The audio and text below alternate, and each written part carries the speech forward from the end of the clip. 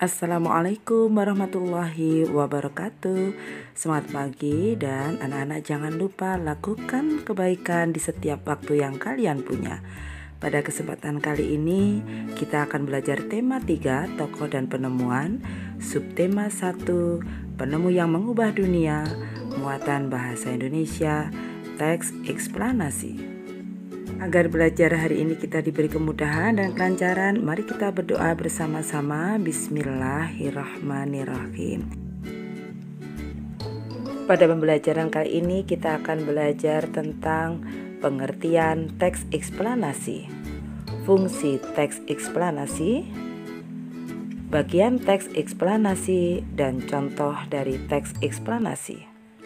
Tahukah kalian tentang teks eksplanasi? Teks eksplanasi adalah teks yang dibuat untuk menjelaskan proses terjadinya peristiwa baik alam maupun sosial secara ilmiah, seperti gejala alam, terjadinya pelangi, proses arus listrik, dan sebagainya. Ciri-ciri teks eksplanasi: yang pertama, memuat informasi berdasarkan fakta. Yang kedua, hal yang dibahas bersifat keilmuan. Dan yang ketiga, bersifat informatif, bukan untuk memengaruhi. Selanjutnya, fungsi dari teks eksplanasi. Teks eksplanasi berfungsi untuk memberikan penjelasan kepada pembaca tentang proses terjadinya sesuatu yang disusun menurut prinsip sebab dan akibat.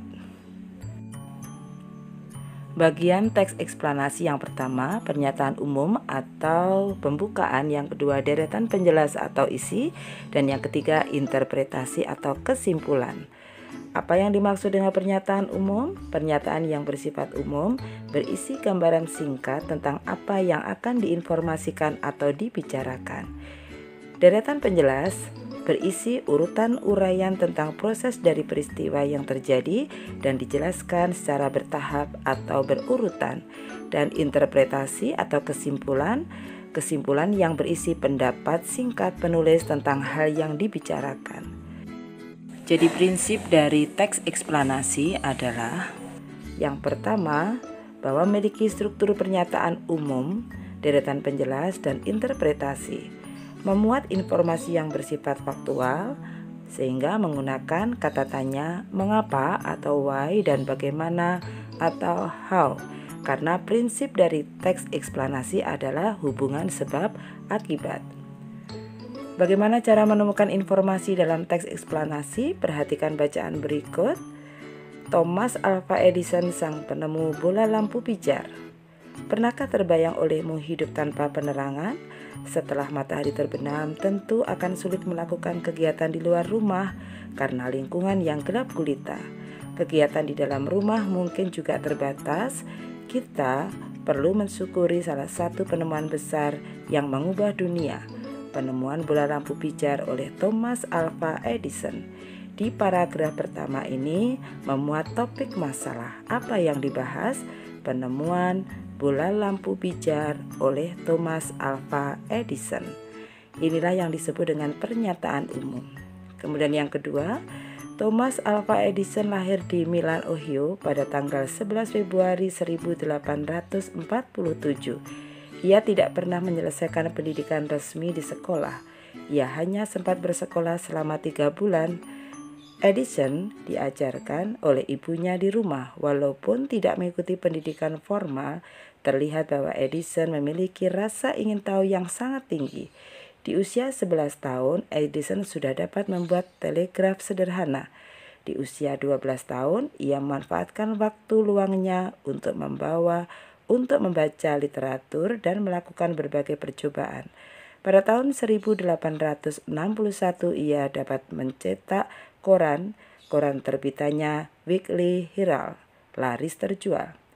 Ia melihat dunia butuh penerangan. Ia menghabiskan waktu selama 2 tahun serta dana yang cukup besar untuk mengembangkan penemuan. Melalui kerja kerasnya, pada tanggal 21 Oktober 1879 lahir lampu pijar listrik pertama yang dapat menyala selama 40 jam. Di paragraf 2 dan 3 ini merupakan deretan penjelas.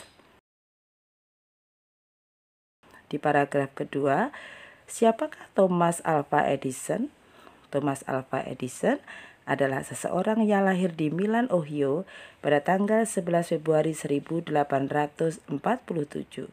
Di usia ke-11 tahun, Edison sudah bisa membuat telegraf sederhana dan tahun 1861 ia dapat mencetak koran Weekly Herald. Dan di paragraf ketiga, bagaimanakah Thomas Alva Edison menemukan bola lampu pijar? Selama 2 tahun dan dengan dana yang besar, Thomas Alva Edison mampu mengembangkan penemuannya. Melalui kerja kerasnya, tanggal 21 Oktober 1879 lahir lampu pijar yang pertama dengan nyala lampu 40 jam. Dan di paragraf yang keempat merupakan interpretasi atau kesimpulan. Bagaimanakah Thomas Alva Edison menemukan bola lampu pijar? Rasa ingin tahunya yang tinggi dan sikap pantang menyerahnya mampu mengubah dunia menjadi lebih baik.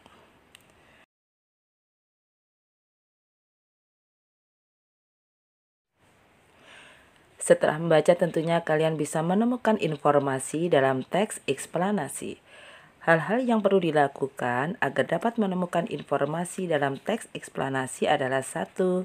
Membaca teks dengan cermat.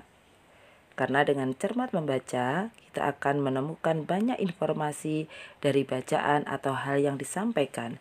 Yang kedua, memperhatikan struktur teks eksplanasi agar dapat membedakan antara informasi dan opini penulis. Opini adalah pendapat. Hal ini penting dilakukan karena di akhir paragraf teks eksplanasi merupakan kesimpulan atau interpretasi yang isinya adalah pendapat penulis. Bagaimana pula cara menyampaikan informasi dalam teks eksplanasi? Yang pertama yaitu sampaikan informasi dengan suara nyaring. Yang kedua, gunakan intonasi dan ekspresi yang sesuai dengan isi informasi. Yang ketiga, ucapkan dengan artikulasi yang tepat agar dapat dipahami. Dan yang keempat, saat menyampaikan informasi, pandangan mata tertuju ke pendengar. Itulah cara kita menyampaikan informasi sehingga apa yang kita sampaikan bisa dipahami oleh pendengar.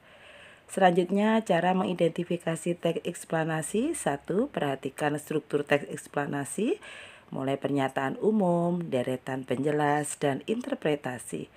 Yang kedua, perhatikan isi yang diinformasikan. Jika isi informasi faktual atau sesuai dengan kenyataan, maka disebut dengan teks eksplanasi. Dan jika isi teks itu non-faktual, tidak sesuai dengan kenyataan, maka bukan tergolong teks eksplanasi. Inilah contoh teks eksplanasi tentang bacaan roda mengubah wajah dunia. Mari kita identifikasi teks eksplanasi. Di paragraf pertama merupakan pernyataan umum atau pembukaan. Kemudian di paragraf 2 dan 3 merupakan deretan penjelas atau isi.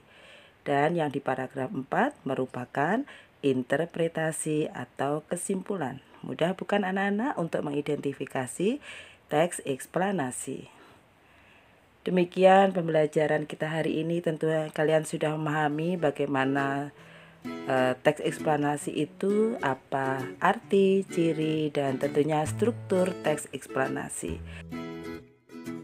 Giatkan literasi kalian, giatkan membaca kalian. Tentunya dengan membaca, kalian akan banyak memperoleh informasi.